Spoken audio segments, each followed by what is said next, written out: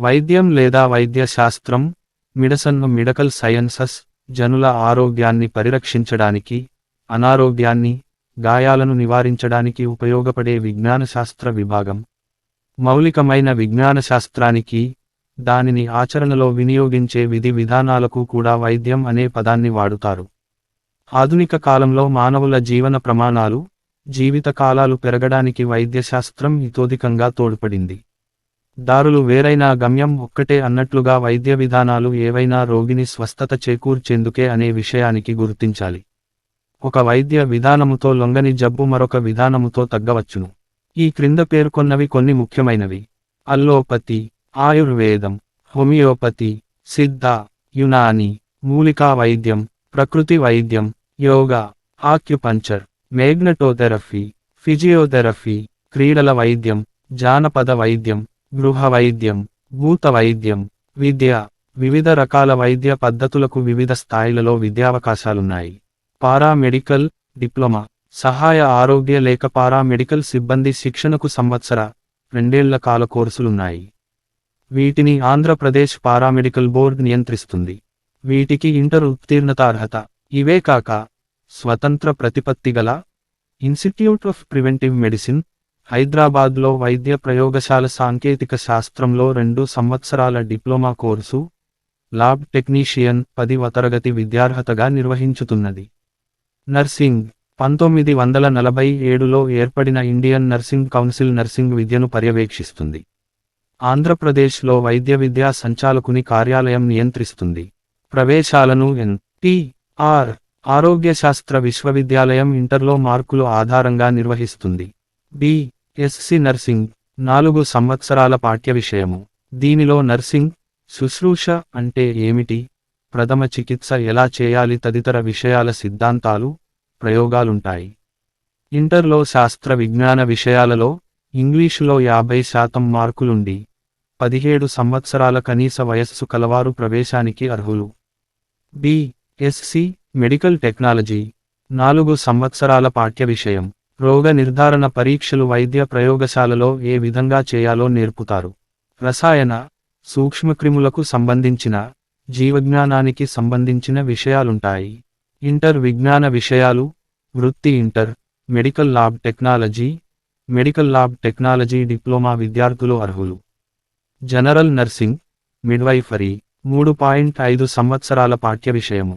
సాధారణ శుశ్రూష మంత్రసానిత్వము అనే ఈ కోర్సుకి ఇంటర్ ఏ విషయంలోనైనా సహాయ శుశ్రూష మరియ మంత్రసానిత్వము వృత్తి విద్య చేసిన వారు అర్హులు. మందుల విజ్ఞానం, ఫార్మసీ 1949లో ఏర్పడిన pharmacy council of India pharmacy విద్యను నియంత్రిస్తుంది. డి.ఫార్మ్ 2 సంవత్సరాలు 3 నెలల కోర్సు. ఇంటర్ శాస్త్ర విజ్ఞాన విషయాలు ఐచ్ఛికాంశాలుగా చదివిన విద్యార్థులు దీనిలో చేరవచ్చు. బి.ఫార్మ్ 4 సంవత్సరాల కోర్సు. ఇంటర్ శాస్త్ర విజ్ఞాన విషయాలు ఐచ్ఛికాంశాలుగా చదివిన విద్యార్థులు దీనిలో చేరవచ్చు. ఫార్మ్ డి 6 సంవత్సరాల కోర్సు. దీనిలో చివరి సంవత్సరం ఆసుపత్రి శిక్షణ ఉంటుంది. దీని తరువాత డాక్టరేట్, పిహెచ్డి చేయటానికి వీలవుతుంది. దీనిలో ఉత్తీర్ణులైన వారు పేరు ముందు డాక్టర్ అవే గౌరవ పదం చేర్చుకోవచ్చు. ఆసుపత్రి ఫార్మసీ, సముదాయ ఫార్మసీ, క్లినికల్ పరిశోధన, నియంత్రణ, కొత్త మందుల అభివృద్ధి, నాణ్యత నియంత్రణ లాంటి అన్ని విధాల ఫార్మసీ సేవలలో అనుభవంపై ప్రత్యేకంగా శిక్షణ ఉంటుంది. ఇంటర్ శాస్త్ర విజ్ఞాన విషయాలు ఐచ్ఛికాంశాలుగా చదివిన విద్యార్థులు దీనిలో చేరవచ్చు. ఫార్మ్ డి పోస్ట్ బాకలరేట్ 3 సంవత్సరాల కోర్సు. ఇది బి.ఫార్మ్ పూర్తయిన వారు ఫార్మ్ డిలో 4 సంవత్సరంలో చేరటానికి అనువుగా ఉన్న కోర్సు. వైద్యం ఎం.బి.బి.ఎస్, ఎంబీబీఎస్. ఈ విద్యని భారతీయ వైద్య మండలి నియంత్రిస్తుంది. చాలా రాష్ట్రీయ విద్యాలయాలు, జాతీయ విద్యాలయాలలో ఇది చదవవచ్చు.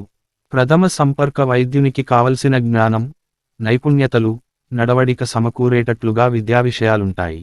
4.5 సంవత్సరాల చదువు తర్వాత 1 సంవత్సరం ఆసుపత్రిలో శిక్షక వైద్యుడిగా పనిచేయాల్సి ఉంటుంది.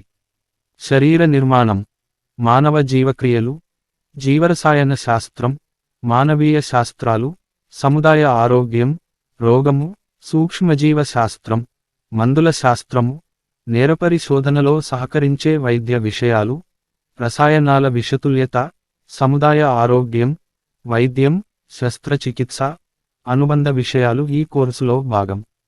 BDS ఓపెనింగ్ బ్రాకెట్ BDS ఈ విద్యని డెంటల్ కౌన్సిల్ ఆఫ్ ఇండియా నియంత్రిస్తుంది. దంత వైద్యునిగా విద్యార్థిని తయారు చేసేది ఈ BDS కోర్సు. ఆసుపత్రి శస్త్రచికిత్స శిక్షణ, హౌస్ సర్జన్ తో కలిపి 5 సంవత్సరాలు. MBBSలో విషయాలన్నీ దీనిలో ఉంటాయి. ఇవి కాక dental materials, oral pathology, oral surgery ఉంటాయి. 2వ ఏడాది నుండే ప్రయోగ అనుభవం ఉంటుంది. అందుకని కోర్సు ముగిసేసరికి ఉపాధికి తయారుగా ఉంటారు. నిపుణుడైన వైద్యుని దగ్గర 2 ఏళ్లు పనిచేస్తే చికిత్సా విధానాలపై అవగాహన కలుగుతుంది. జనాభాలో 90% మంది దంత సమస్యలకు లోనవుతున్నారు. అయితే 1,00,000 మందికి కూడా ఒక్క దంత వైద్యుడు లేరు.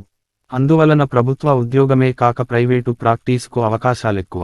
ప్రభుత్వ ఉద్యోగాలలో MBBSతో సమానంగా జీత భత్యాలుంటాయి. ఇంటర్ జీవ, భౌతిక, రసాయనిక శాస్త్ర ఐచ్ఛికాంశాలతో 50% మార్కులతో ఉత్తీర్ణులైన వారిని ప్రవేశ పరీక్షల ద్వారా ఎంపిక చేస్తారు. ఆంధ్రప్రదేశ్లో ఈ ప్రవేశ పరీక్షని ఎంసెట్ అంటారు.